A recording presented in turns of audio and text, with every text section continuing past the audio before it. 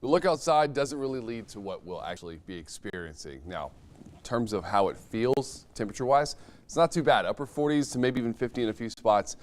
But you can see, if you watch the horizon line, that is shaking. We have a very strong wind this morning, and it's mostly in wind gusts. We are looking at picking up to nearly 30 to 35 mile per hour wind gusts this afternoon, with the sustained wind holding between realistically 10 and 20 miles per hour. This is also all out of the north, so our warm up for the day is limited.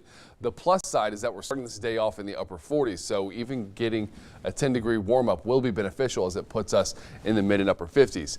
Now, throughout the day, the wind does start to die down a bit as it changes back towards the south for Thursday, and then for Thursday afternoon, picking right back up to that 20 to 25 mile per hour wind gust range. These fronts all have a good enough strength to where we really tighten things up and get these stronger winds. And of course, that comes with wind gusts. And this morning is the strongest time, or the time frame we see the strongest wind gusts. Now, this afternoon, it dies down to nearly almost a completely calm setting, giving us a break from that. But Thursday morning rolls around. Now we have the south wind, and we're getting up to that 35 to 40 mile per hour wind gusts. And this is at 10:30 in the morning. Not exactly the best thing to have to deal with in the morning time, but it does mean our afternoon and evenings are quieting just a bit. Now, for Thursday afternoon, especially with the system coming in this weekend already forming, it keeps the pressure tight. So we keep the stronger wind, but we do see it drop off from that 30 to 40 mile per hour gust range and more of that typical windy day of 25 miles per hour. But for now,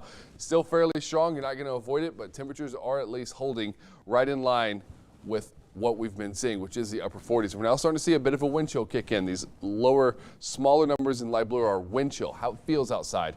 And seeing around a 6 to 7 degree drop off, and that is always going to be that threshold of it feeling just a bit cooler. It's just the plus side that we're in the 40s, so feeling like the low 40s isn't a huge deal, especially with what's coming in this weekend. Now off towards the northwest, cold air still piling up.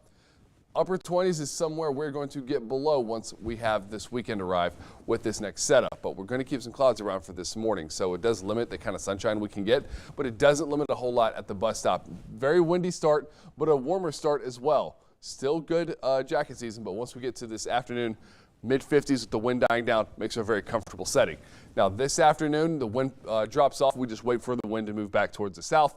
Temperatures drop off into the low 30s. And then Thursday, we actually have a better warm-up in terms of range, but it's still just not enough to keep us in any kind of consistent feel. We do get back to 60 and the cloud cover settles in. That will help keep us at least in that warmer range for a bit, but by Friday we've got the northwest wind returning, and now we're watching for what's coming next. So Thursday could bring some light rainfall, but it's this next low pressure as that gets to us where we're looking at that next chance of maybe some snowfall mixing in with it. Still a lot of question marks about this, but precipitation is promising. It's whether we get wintry and see it again Sunday night that stands to be seen. So dog walks this morning, pretty good.